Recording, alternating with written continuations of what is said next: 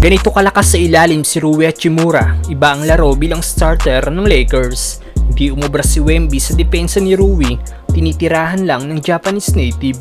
Nag-showtime pa kasama si LeBron James. LeBron back to Rui, reverse layup, good. A perfectly executed fast break. Still undefeated nga po ang bagong starting lineup ng Lakers na binubuo ni D'Lo, Reeves, LeBron, Hachimura at Davis na may 6-0 na record matapos ang panalo nila sa San Antonio Spurs. Si Rui Hachimura lang pala ang missing piece sa starting lineup ng Lakers para mas malaki ang chance nilang manalo kada laro. Matagal nga pong ginamit ni Coach Sham si Taurean Prince bilang isa sa starting forward ng team, kung saan sa 55 games na inilaro nito ngayong season, 49 games siyang naging starter.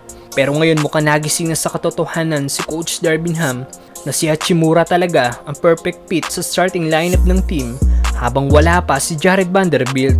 Patunay na lang pagiging undefeated ng primary starters ng team kasama si Rui sa lineup.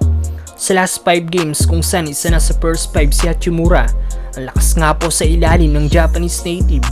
Dahil sa kanyang 20 shots attempt sa painted area, 18 dito ang kanyang naipasok at 2 lang ang naging sablay. May average din si Rui sa last 5 games ng 16.6 points, shooting 64.2% sa field at 45% naman sa 3-point area. Ganda ng shooting ni Rui mga brother. Sa laban ng Lakers sa Spurs, nagpakita na naman ng kanyang efficiency ang Japanese native at nagtapos na may 17 points, 7 rebounds sa 2 steals, shooting 7 of 11 sa field. 3 tres din ang naipasok ni Rui sa kanyang 4 na 3-point shots attempt, na kahit ang depensa ni Wemby ay hindi umubra sa Japanese native at ni-reverse layupan lang ito.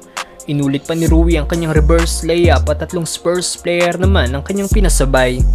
But he's so athletic, he's got the foot speed to put it on the deck. Strong. Nating batnet naman ang corner 3-point shot ni Hachimura. Ganda naman ang assist ni D'Lo sa open sa ilalim na si Hachimura.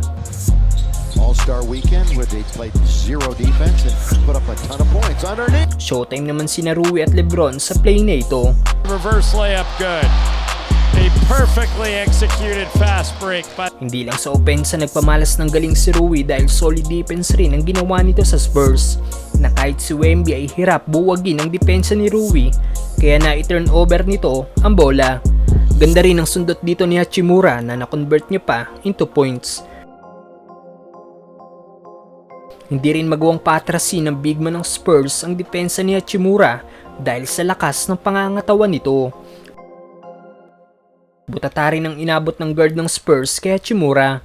Ano masasabi niyo sa laro ni Rui mga brother?